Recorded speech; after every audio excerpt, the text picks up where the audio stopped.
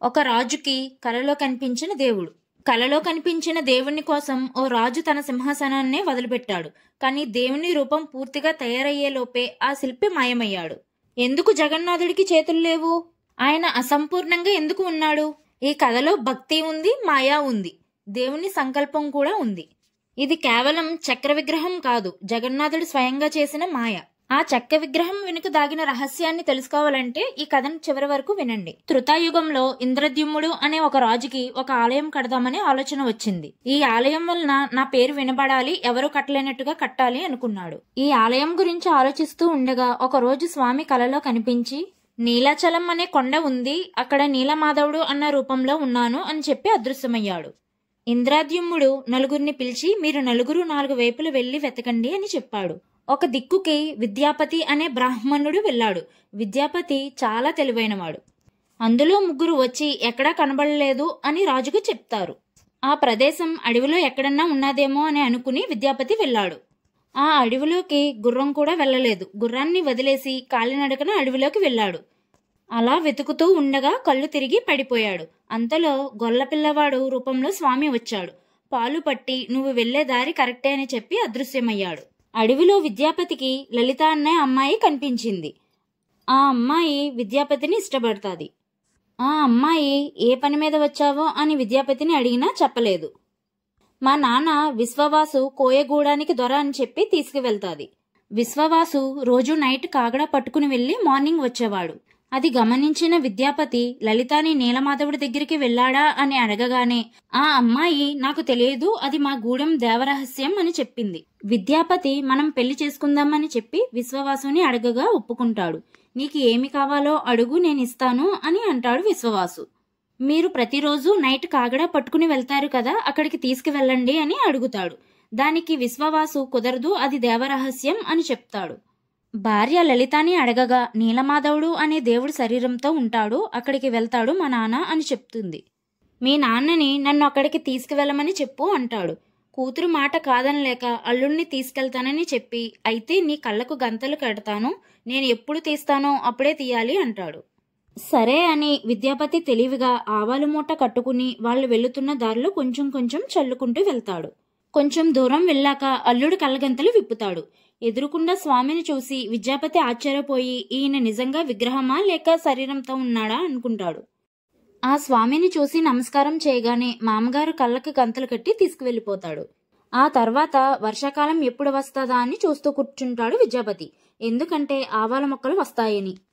విద్యాపతి మొక్కలు మొలిచిన దారి వెంటే వెళ్లి నీలమాధవుణ్ణి చూస్తాడు. ఆ తర్వాత రాజ్యానికి వెళ్లి ఇంద్రద్యుమ్నుడితో చెప్తాడు. ఇప్పటి నుండి నీలమాధవుడు నాకే సొంతం కావాలి అనే అహంకారంతో ఇంద్రద్యుమ్నుడు అందర్నీ తీసుకుని బయలుదేరతాడు. అంతలో ఇసుక తుఫాను వచ్చి ఆవాల మొక్కలన్నీ పోతాయి. విద్యాపతి మామగారి దగ్గరికి వెళ్లి దారి చూపించమని అడగగా నేను చూపించను అని చెబుతాడు. దానితో ఇంద్రద్యుమ్నుడు విశ్వవాసుని బంధించి తీసుకెళ్లగా దారి చూపిస్తాడు. కానీ అక్కడ నీలమాధవుడు ఉండడు. విశ్వవాసుయే నీలమాధవుని మాయం చేశాడని ఆయన్ని బంధించి కారాగారంలో వేస్తారు. నాకు తెలియదు అని ఎంత చెప్పినా వినకుండా కొడుతూనే ఉంటారు. స్వామి నన్ను రక్షించట్లేదు, స్వామి ఇన్నాళ్ళు నాకే సొంతమని అనుకున్నాను అని తప్పు తెలుసుకుంటాడు. ఇంద్రద్యుమ్నుడు తిండి అన్నీ మానేసి అంతలోనే కనిపించి మాయమైపోయావు అని బాధపడతాడు. మళ్లీ స్వామి కలలో కనిపించి, ఒక సముద్రం దగ్గర చక్రతీర్థం అనే ప్రదేశం దగ్గర బాంబీ మొహాన్ ఉంది, అక్కడ నేను కలప దుంగ స్వరూపంలో కొట్టుకుని వస్తాను, ఆ దుంగని శిల్పరూపంలో చెక్కించి పెట్టు, అందులో నేను నా బ్రహ్మ పదార్థాన్ని పెడతాను అని చెప్తాడు స్వామి. నిజంగా అక్కడికి వచ్చిన దుంగ మీద శంఖం, చక్రం, పద్మం, నాగలి ఈ 4 గుర్తులు ఉన్నాయి. భటులకి దుంగని తీయమని చెప్పగా దుంగని వాళ్ళు లాగలేకపోయారు. ఆ తర్వాత ఏనుగులు, గుర్రాల చేత కూడా లాగించినా అవి కూడా లాగలేకపోయాయి. అప్పుడు ఒక అశరీరవాణి వినిపించి, నువ్వు విశ్వవాసుని అవమానించావు, ఆయన స్వామికి పరమభక్తుడు, నువ్వు ఆయన్ని తీసుకువచ్చి దుంగని తాకించు, అప్పుడు కదులుతుంది అని చెప్తాడు. దానితో ఇంద్రద్యుమ్నుడు అహంకారం మొత్తం పోతుంది. ఇంద్రద్యుమ్నుడు విశ్వవాసు కాళ్ళు పట్టుకుని జరిగిందంతా చెప్పి క్షమించమని అడుగుతాడు. విశ్వవాసు వచ్చి దుంగ తీయగానే అది బయటకు వచ్చేసింది. దుంగని శిల్పంగా మార్చాలి కదా అనుకుని శిల్పుల చేత చెక్కించడం మొదలుపెట్టాడు. ఎంతమంది శిల్పులు చెక్కినా ఉలి విరిగిపోయేది. చివరికి విశ్వకర్మ అనే శిల్పి వచ్చాడు.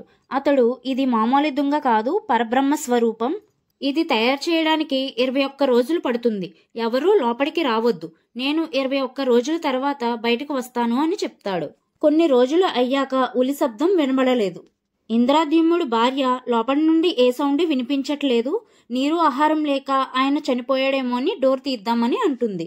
21 రోజులు అయ్యాక డోర్ తీయమన్నాడు అని భార్యకు చెప్తాడు. ఆమె మాట వినకుండా తలుపులు తెరిపిస్తుంది. లోపల ఆ శిల్పి ఉండడు. విగ్రహాలు సగం చెక్కి ఉండిపోయాయి. అయ్యో, మన వల్లే ఇలా అయ్యిందని బాధపడుతుండగా నారదుడు వచ్చి, ఇది భగవంతుడి నిర్ణయం. ద్వాపర యుగానికి సంబంధించి ఒక దైవ రహస్యం ఉంది. అందుకే స్వామి పెద్ద కళ్ళతో సగం చేతులతో అలా ఉండాలని ఆయనే నిర్ణయించుకున్నాడు అని చెప్తాడు. నారదుడు, మనం బ్రహ్మగారితో విగ్రహాన్ని ప్రతిష్ఠిద్దాం అని చెప్పగా ఇద్దరు బ్రహ్మ దగ్గరికి బయలుదేరుతారు. బ్రహ్మలోకానికి వెళ్లి బ్రహ్మను పిలవగానే సరే అని చెప్పి బ్రహ్మ పదార్థాన్ని ప్రవేశపెడతాను అని చెప్తాడు. ఇంద్రద్యుమ్నుడు భూమి మీదకు రాగానే అక్కడ ఆలయం, వాళ్ళ భార్య ఎవ్వరూ లేరు. ఆయన పైకి వెళ్లి వచ్చేటప్పటికి యుగాలు గడిచిపోయాయి. గాలమాధవుడు అనే రాజు ఉత్కల దేశాన్ని పరిపాలిస్తున్నాడు. ఆయన ఒకసారి వెళ్తూ ఉంటే గుర్రానికి ఏదో తగిలి కింద పడిపోయింది. ఏమి తగిలింది అని చూడగానే నీలచక్రం కనిపించింది. తవ్వుతూ ఉండగా ఆలయం దొరికింది. అప్పుడు ఆలయాన్ని పునర్నిర్మాణం చేస్తాడు. అందులో స్వామిని పెట్టి పూజలు చేస్తాడు. ఇంద్రద్యుమ్నుడు, గాలమాధవుడు ఆలయం నాదంటే నాది అని ఇద్దరూ గొడవ పడతారు. ఇంద్రద్యుమ్నుడు విసిగిపోయి స్వామిని ప్రార్థించగా ఒక తాబేలు, ఋషుండి కాకి, కల్పవృక్షం వచ్చి ఈ ఆలయం ఇంద్రద్యుమ్నుడు కట్టాడు అని చెప్తారు. అయినా సరే గాలమాధవుడు నమ్మడు. అప్పుడు బ్రహ్మ వచ్చి ఈ ఆలయం ఇంద్రద్యుమ్నుడు కట్టాడు అని చెప్పగా గాలమాధవుడు ఆ ఊరి నుండి వెళ్ళిపోతాడు. ఇంద్రద్యుమ్నుడు స్వామికి నమస్కారం చేసి, చేతులు పాదాలు లేవు అని అడగగా, నా కళ్ళతోనే దర్శనం ఇస్తాను, కళ్ళు మూయను అని చెప్తాడు. స్వామి విగ్రహానికి కనురెప్పలు కూడా ఉండవు. ఇంద్రద్యుమ్నుడు అహంకారం పోయి, స్వామితో నా భార్య లేదు, నా వంశం లేకుండా చెయ్యి అని చెప్తాడు. నా వంశం వాళ్ళు ఉంటే ఏదొక రోజు వచ్చి ఇది నా వంశ ఆలయం అంటారు. అలా నాకు ఇష్టం లేదు అని చెప్పగా స్వామి సరే అని సంవత్సరానికి 9 రోజులు నీ భార్య గర్భంలో కొలువు ఉంటాను అని వరమిస్తాడు. అదే ఈనాడు జగన్నాథ రథయాత్ర.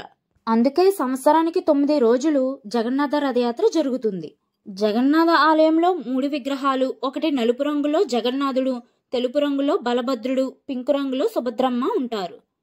మీకు ఈ వీడియో నచ్చితే లైక్, షేర్ అండ్ కామెంట్ చేయండి. ఇలాంటి రియల్ స్టోరీస్ వీడియోస్ కోసం ఛానల్ని సబ్స్క్రైబ్ చేయండి.